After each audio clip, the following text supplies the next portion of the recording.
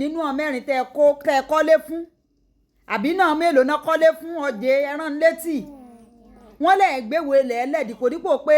àwọn ò mọ̀ wípé ṣé ẹni téèyàn bá lóhùn àwọn kọ́lé fún tí ò sí wo ilẹ̀ lọ́wọ́ rẹ̀ ṣé wọ́n kọ́lé fún báwọn wọn ò kọ́lé fún náà kí ni aim and objective tẹ́ ẹ fi ń kọ́lé fáwọn èèyàn yìí kẹ́ ẹ gbéwò ilẹ̀ fún wọn. Those are the questions you need to ask him instead of you guys coming out wípé ẹ látijọ́ tán ti ń sọ̀rọ̀ kọ́ sóore ni pé èèyàn kọ́lé fún yàn kéèyàn mọ́ fìwé kéèyàn mọ́ gbéwò ilẹ̀ fún ni oore wo ló wà ń bi elé o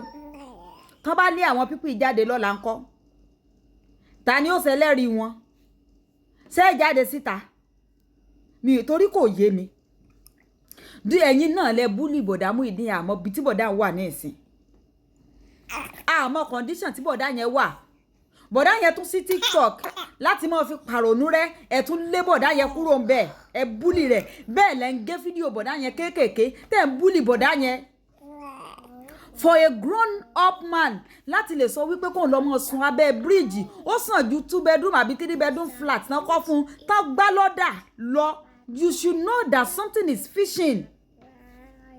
I don't know mi ìmọ̀ báwọn èèyàn ṣe máa ń ronú o èèyàn á máa bẹ̀rù èèyàn kéèyàn tún sẹ́lọ̀ ń bí we should think about it tá a bá fẹ́ kórílẹ̀-èdè wa kó progress yóò bẹ̀rẹ̀ látòrí wa a máa ṣe páwọn tán sẹ́ńjì òun náà wọn ẹ̀bùn ọ̀ lówó ni wọ́n á máa bùn ọ́ ní nǹkan dáadáa ẹni tá à ń sọ̀rọ̀ ń pa àwọn ẹ̀ náà time without number bí ẹ̀mélòó náà ti lọ̀lú òyìnbó tán lọ vacation tán lọ ṣe kinní a máa jẹ́ pọ́wọ́ wọn náà fi sponsor ara wọn lọ ni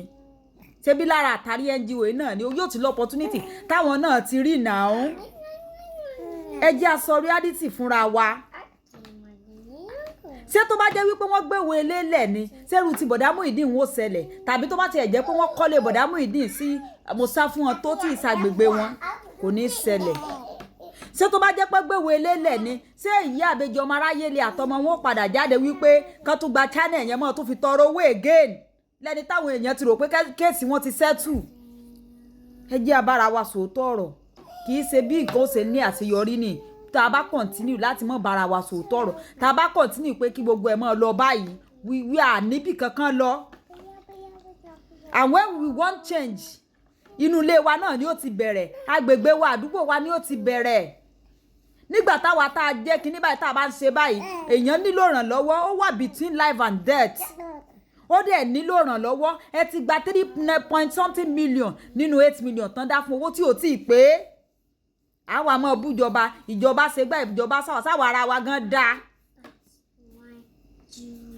olúwa mi fẹ́ jẹ olúwa mi fẹ́ repo lórí NGO ẹ̀ ń gbé bọ́ọ̀sì